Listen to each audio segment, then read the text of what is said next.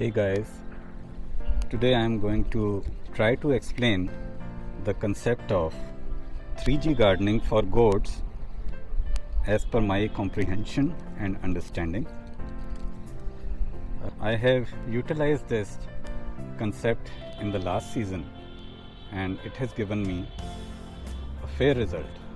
In front of me is this bathtub, and this has been converted into a planter, and in this we have a couple of types of gourds.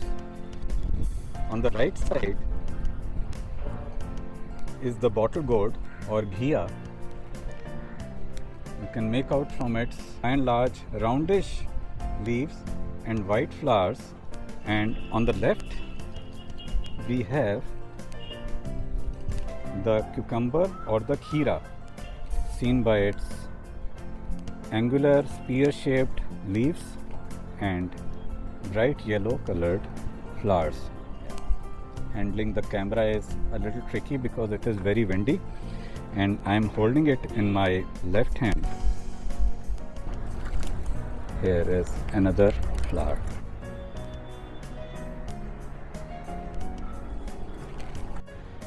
A quick word about the 3G concept. The 3G stands for the 3 generations of stem and branches.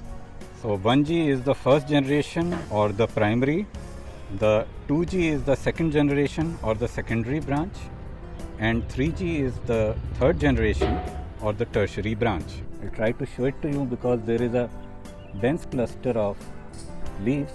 I'll be now referring these branches or stem as 1G, 2G and 3G only. So 1G is the main stem which emerges from the root, comes out of the soil and continues forward. This is the main stem of the plant, and it continues throughout the length of the plant. So it is like the backbone of the plant. The 1G stem occasionally gives rise to a 2G branch. So this is a 2G branch, and this being a small plant, we cannot yet see the 3G branches, but later on these 2G branches will give rise to 3G branch. This 1G bears only leaves and male flowers. So this is a male flower, and after some intervals it gives rise to the 2G branch. So here this is a 2G branch. Just follow this rod. The 2G branch of course will be bearing leaves, and it bears both males as well as female flowers. So here is a male flower, and on another 2G branch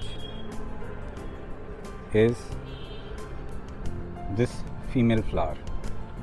You can see it is distinct, and this female flower is what is going to get converted into the gourd. So gourds are monoecious. That means the same plant has got both the male flowers as well as the female flowers, but they are separate. The 3G branch, which we cannot see in this plant as yet, will be bearing exclusively female flowers. Now coming back to the reason of explaining the 3G concept is that we want to make the best out of our efforts and get the bumper harvest. As we know, only the female flowers are going to get converted into gourd, so it's natural that we should want to increase the yield of female flowers. So that means we have to focus more towards the 2G branch and the 3G branches. The importance of male flowers is huge. Without male flower, none of the female flowers would be pollinated or get converted to gourd. This said, once a sufficient number of male flowers are available, is the time to move on and increase the production of the female flowers. So here you can see this small branch, again is 2G. It is already bearing 2 female flowers. Natural instinct of a plant would be for the 1G stem to keep growing throughout its life. This will ensure good production of leaves and male flowers and keep the further production of female flowers in reserve. But if we let it continue without check, the season would end and we would get very few 2G and 3G branches. So once the 1G branch attains a certain length, so say around 4 or 5 feet, that is the right time to put a stop on it. So what we do is we gently snip off the end of the 1G stem. You can see this stump. This was nipped off a couple of days back, and this has effectively put a full stop to this 1G branch. Now that the growth of the 1G branch has been stopped, the nutrients of the soil and the energy of the plant would be utilized in furthering the 2G branch, and this in turn should increase the production of the female flowers. Again, the 2G branch would be producing male as well as the female flowers. So after a while, once the 3G branch emerges, then one might even consider putting the end to this 2G branch further growth, right? So here you can see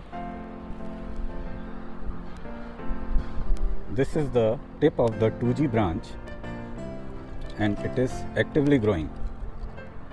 This cluster of leaves and buds and shoots will ensure that it keeps on growing, rest assured. This way we will get a balance between the male and the female flowers and will ultimately result in a richer and a healthier yield of gourds. I'll try to show the same concept in the kheera or the cucumber plant, even though it is going to be more difficult because it is a bunched up plant. It has got more clustering of leaves and the leaves are not very spaced out. But anyhow, this is the 1G stem coming out of the soil. It will send out 2G branches.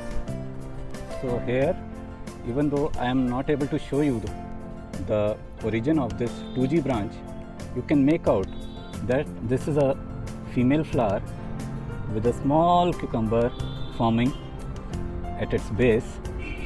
So this has to be a 2G branch. Here, female flower has almost withered off and the cucumber is forming.